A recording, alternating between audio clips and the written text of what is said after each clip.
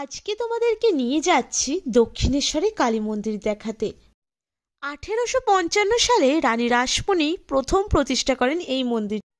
প্রায় প্রত্যেকটা দিনই মন্দির চত্বরটা ঠাসা থাকে ভক্তদের ভিড়। কথিত আছে মা স্বয়ং নিজে স্বপ্নাদেশ দিয়ে রানী রাসমণির হাত থেকে তৈরি করে নিয়েছিল এই মন্দিরটি। শীতের দিনে সপরিবারে মিলে এই জায়গা থেকে একবার ঘুরে আসলে মনটা সত্যিই ভালো হয়ে যাবে। আজকে তার সাথে সাথে বেলুড় মঠ তোমাদের ঘুরিয়ে দেখানোর চেষ্টা করছি। আসুন ভিডিওটা শুরু করি।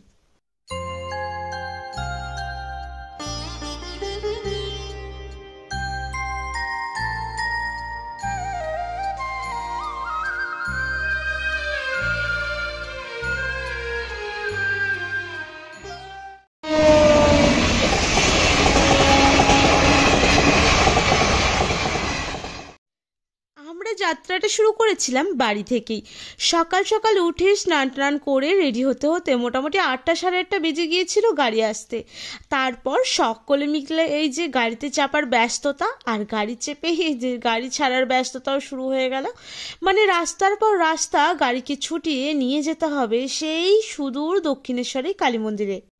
যেতে যেতে আরো অনেক গল্পই হবে, কিন্তু তার আগে বলে দিই দক্ষিণেশ্বর স্টেশনও আছে, ট্রেনে করে চাইলেও আসতে পারেন অনায়াসে। এই হাইওয়ের কাছে এসে গাড়িটা নিয়ে একটু দাঁড়িয়েছি। গাড়িটা নিয়ে দাঁড়ানোর কারণ হচ্ছে বাথরুম বা কিছু করার জন্য আর কিছু ব্রেকফাস্ট কিছু করার জন্য সকালবেলায়। তো আমরা এখানে কিছুক্ষণ ব্রেক নিয়েছি গাড়িটা।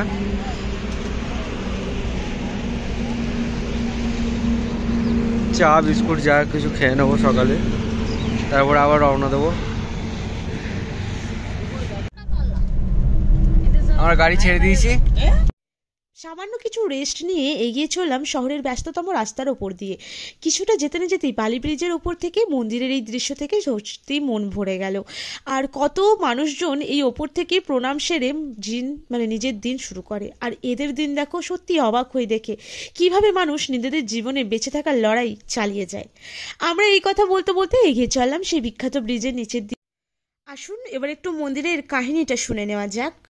কথিত আছে 1847 সালে রানী রাসমণি দেবী অন্নপূর্ণাকে দেওয়া পুজোর মানত পূরণ করার জন্য কাশী যাত্রা আয়োজন করেন।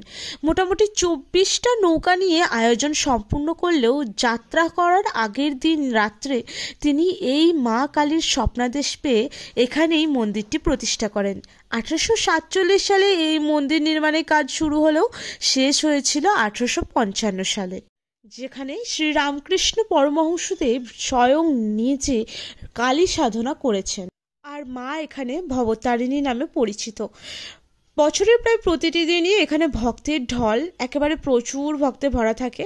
আর এই মন্দিরটিতে কিন্তু প্রবেশ করে প্রথমে এই যে রাস্তা দিয়ে সবাই চলে যাচ্ছে, এই যে দরজা দেখছেন, এই দরজাটা কিন্তু অ্যাকচুয়ালি মেন গাড়ি রাখার জায়গা যখন খালি থাকে। কিন্তু এখন এই সময় প্রচুর পরিমাণে যেহেতু ভক্তের আগমন ঘটেছে, তাই এই জায়গাটা পরিবর্তন করে অন্য জায়গায় গাড়ি রাখার জায়গা করেছে।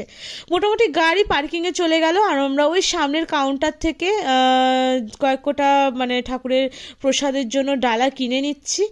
এই সামনে যে কাউন্টারগুলো রয়েছে চাইলে এখান থেকেও কিনতে পারেন, চাইলে ওই যে স্কাইওয়াক ব্রিজটা রয়েছে ব্রিজটার ওপরে গিয়ে উঠে কিনতে পারেন। এখানে আমরা মোটামুটি জুতো সব রেখে দিয়ে ডালাগুলো কিনে নিয়েছি। আর ডালাগুলো কত কি পড়লো তোমাদেরকে বলে দিই চলো। আমরা ডালা নিয়েছি, এটা 501 টাকা পড়লো। আর প্রথমে 1000 টাকা বলছিল। প্রচুর স্ক্যাম হয়, একটু বুঝে শুনে দাম দর করে এখানে প্রসাদের ডালাও কিনতে হবে।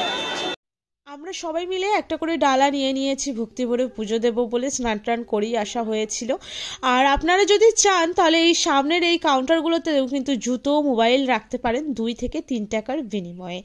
তো এইখানটাতেও রাখা যায়, আর ওখানে প্রসাদের ডালা নিতে গেলে ওখানেও রাখা যায়। আর এই যে বাইরে থেকে মায়ের মন্দিরের চাতালটা কিন্তু ফোন ক্যামেরায় বা যে কোনো ক্যামেরায় তুলতে পারবেন, কারণ এই মন্দিরের চাতালের ভেতরে কিন্তু কোনো রকম ফোন ক্যামেরা কিছু অ্যালাউ নেই, তাই বাইরে থেকেই সন্তুষ্টি। আর আমাদের পুটকিটা এখানে পয়রা ধরতে ব্যস্ত, ওর প্রচুর ভালো লেগেছে।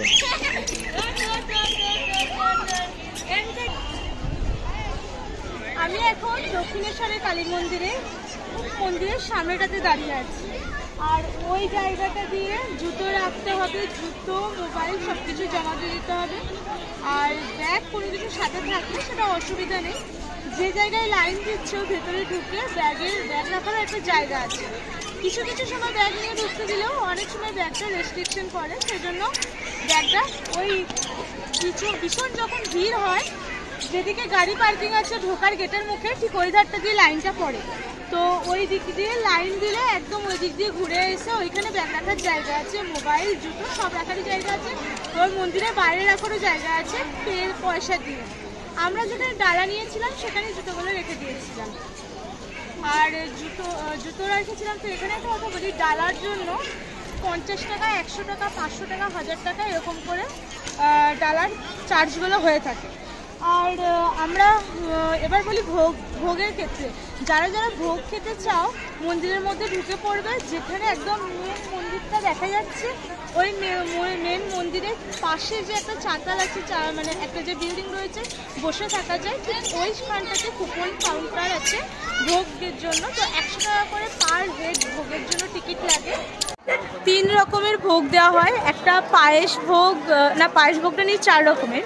প্রথমে নর্মাল ভাত আছে, একটা ফ্রাইড রাইস আছে, আর একটা খিচুড়ি আছে, আর লাস্টে পায়েস দেয়। 3 রকমের তরকারি আছে, তরকারি ভাত যতবার চাইবেন দিয়ে যাবে, ডাল আছে, আর একটা ভাজি মানে আলু ভাজা দিয়েছিল আমাদেরকে, চাটনি আছে। এই সব দিয়ে মোটামুটি 100 টাকার একটা কুপন হয়, খুব ভালোভাবে খাওয়া গেল। আর আমরা এখানে টিকিটটা মোটামুটি চেষ্টা করবেন 11টা, 11:30 কিংবা 10টা এইগুলোর মধ্যে নিয়ে নেওয়ার। আর 9টা থেকে টিকিট কুপন কাটা যায়।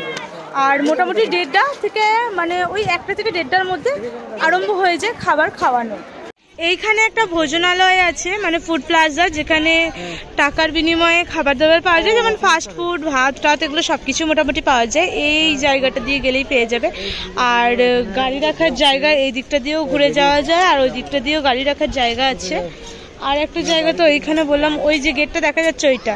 আর অ্যাকচুয়ালি প্রচুর পরিমাণে ভিড় যখন হয় তখন সোজা চলে আসবেন, এই গেটটা দিয়ে ঢুকে যাবেন, একদম সোজা চলে গেছে ওই একবারে ব্রিজের ওইখান দিয়ে লাইন। আজকে প্রচুর লাইন ছিল। তারপরে এই তো মন্দির রোদে, মানে রোদের পরন্ত রোদ, মানে বিকেল আর হবে। আর সেই সময় মন্দিরটার ছবি নিচ্ছি, যদিও খুব সুন্দর আসছে, কিন্তু একটু কালো আসছে, কিন্তু খুব সুন্দর মন্দিরের কালারটা। চারপাশের সূক্ষ্ম কারুকার্য সবারই মন কাটতে বাধ্য। এখানে আশেপাশে আরও অনেক মন্দির আছে, কিন্তু মোটামুটি 2টোর সময় করে সব মন্দিরগুলো বন্ধ হয়ে যায়। মানে এই 5টার চত্বরের মধ্যে যতগুলো মন্দির আছে সব বন্ধ হয়ে যায়, যার জন্য সবগুলো দেখানো সম্ভব হলো না। আর এখন 2:45 এরকম বাজছে। এরপর বেলুড় মঠ যাবো, একসাথে দক্ষিণেশ্বর আর বেলুড় মঠ দুটো জায়গা আজকে ঘুরে দেখবো। আর এই দুয়ার হচ্ছে মেন দুয়ার, মানে এই মন্দিরের প্রবেশের মেন দুয়ার। যারা যারা ফেরি করে আসতে চাইছেন সেরা তাহলে এই গেটটা, হ্যাঁ। আর এখানে এই ফেরিঘাট থেকে বেরিয়ে এখানে ফ্লাইওভার আছে, এই যে মানুষ চলন্ত সিঁড়ি,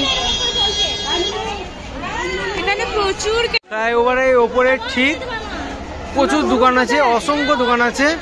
তুমি প্রচুর কেনাকাটা করার ইচ্ছা হলে এর ওপরেই কেনাকাটা প্রচুর দোকান আছে। আসুন এবার আপনাদের একটু স্কাইওয়াকের ওপরটায় নিয়ে যাই। এখানে প্রচুর পরিমাণে ছবি তোলার জায়গা যেমন রয়েছে, প্রচুর কেনাকাটা করাও দোকান রয়েছে। প্রতিটা দোকানেই প্রচুর বিভিন্ন রকম জিনিস আছে। দোকানের মানে ঘর সাজানোর জিনিস থেকে শুরু করে ঠাকুরের পট থেকে শুরু করে আচার ফাচার সব পেয়ে যাবেন। আর এইভাবে কিন্তু একটা দিন খুব অনায়াসেই দক্ষিণেশ্বরের এই কালী মন্দির সহ বেলুড় মঠটা আপনারা ঘুরে নিতে পারেন। আর সাথে ভোগ খাওয়ারও তো কোনো ব্যাপার মানে অসুবিধাই রইল না, সবটাই বলে দিলাম। আর বেলুড় মঠের ভিডিওটা কিন্তু নেক্সট দিন আসছে, সঙ্গে থাকবেন। শ্যামা মা কি আমার কালো রে, শ্যামা মা কি আমার কালো